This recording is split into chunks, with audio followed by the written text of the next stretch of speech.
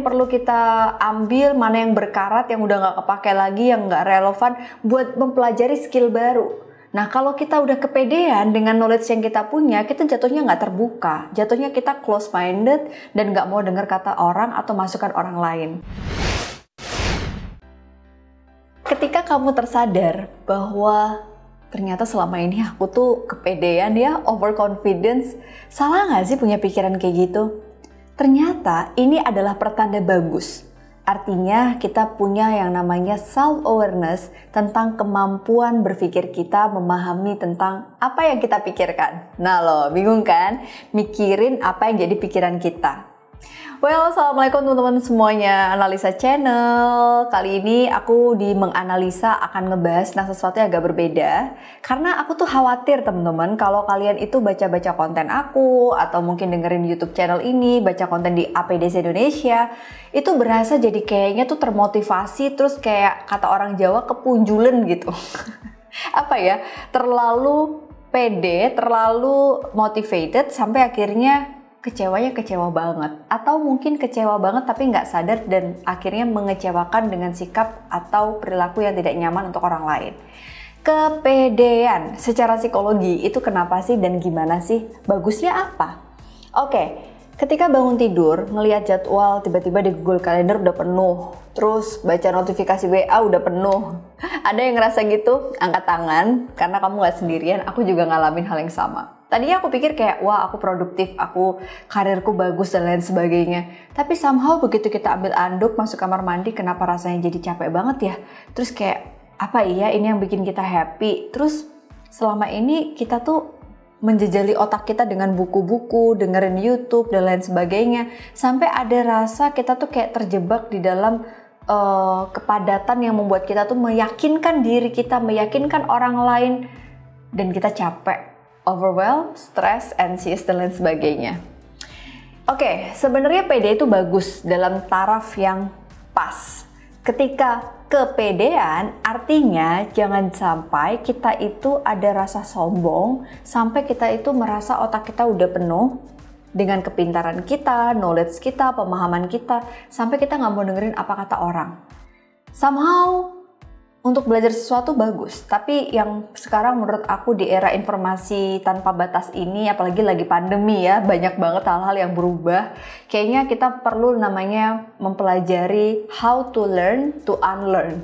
Kadang-kadang ibaratnya di storage otak kita tuh kayak udah banyak informasi, pengetahuan, keterampilan yang kita yakini sebagai sebuah kepintaran kita.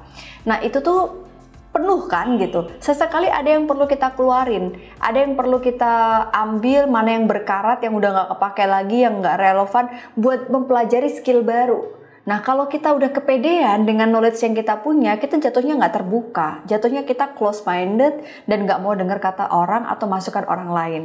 Jadi kalau kamu sekarang ngerasa produktif, ngerasa sibuk, ngerasa sering baca buku, nonton film, tapi kamu nggak mau dengerin apa kata orang, artinya jangan sampai kamu di dalam level overconfidence. So apa yang harus kita lakukan Mbak Analisa? Oke, aku lagi baca sebuah buku yang bagus banget menurutku, dan ini mirip-mirip sama filosofi orang Cina gitu ya. Ada juga buku yang menuliskan dengan perspektif yang berbeda. Kalau buku yang aku baca ini dari Adam Grant, Rethinking Your Thinking. Pokoknya tentang thinking deh gitu. I think kalau kita itu udah ngerasa enough, kayak udah gitu. Padahal somehow tuh kalau kita ngerasa udah, jatuhnya kita jadi sombong dan gak mau dengerin omongan orang. Overconfidence ini bisa jadi siklus yang ngebikin kita terjebak pada stres dan merasa justru akhirnya kita numb ketika kita gagal. Parah ya. Jadi kita menuntut diri kita terlalu sempurna karena kita kepedean itu.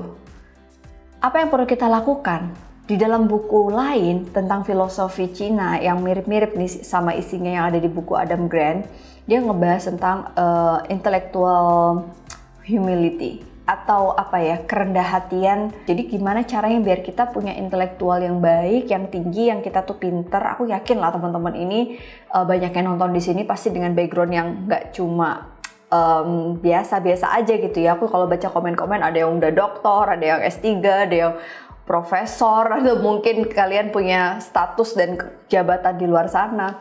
Tapi jangan sampai ternyata Kalau yang aku baca, ini yang justru membuat kita itu jadi ketutup sama hal-hal baru. Padahal informasi ini kan harusnya cepet banget ya teman-teman. Jadi coba deh gunakan kerendah hatian kita untuk mendengarkan opini orang lain. It's okay to say, saya belum tahu, saya belum bisa, jadi saya butuh bantuan teman-teman untuk kasih tahu saya gitu. Nah akhirnya apa? Kita bisa berkolaborasi sama lingkungan kita bisa harmoni sama mereka. Kayak air gitu kan, ketika dia rendah gitu ya, justru itulah kekuatan dia yang paling kencang kan kalau air itu.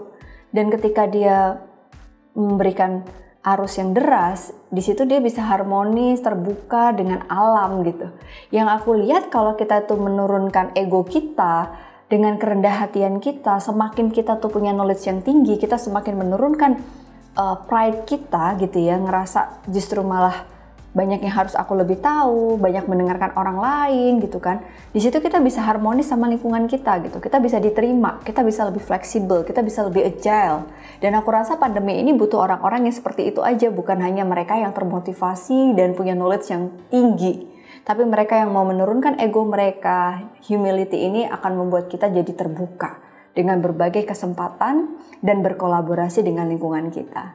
Jadi teman-teman, di episode ini aku pengen membuat teman-teman jadi mengakui dulu gitu bahwa ada banyak hal yang di dunia ini yang belum kita tahu semua, ada banyak hal yang belum kita dengarkan semua, ada hal yang belum kita lihat semuanya. Dengan kita membuka pikiran kita, membuka hati kita, membuka mindset kita akan jadi orang yang beruntung. Kenapa? Artinya ilmu yang kita punya itu relevan dengan perkembangan apapun zaman itu. Disrupsi di depan mata, mau pandemi atau jadi endemi, kita siap menghadapi transformasi ini. Changes itu adalah sesuatu yang pasti akan terjadi kan, berbagai perubahan. Nah Anda teman-teman yang punya mindset untuk selalu merendahkan diri kalian, merendahkan hati kalian, mempelajari hal baru, dan terus terbuka dengan segala informasi dan perubahan, kalian yang akan bisa bertahan di tengah situasi yang gak pasti ini. Sampai ketemu di episode berikutnya di Menganalisa. Kira-kira saya belum tahu nih, aku belum tahu nih apa yang sebenarnya teman-teman tuh butuhin sih.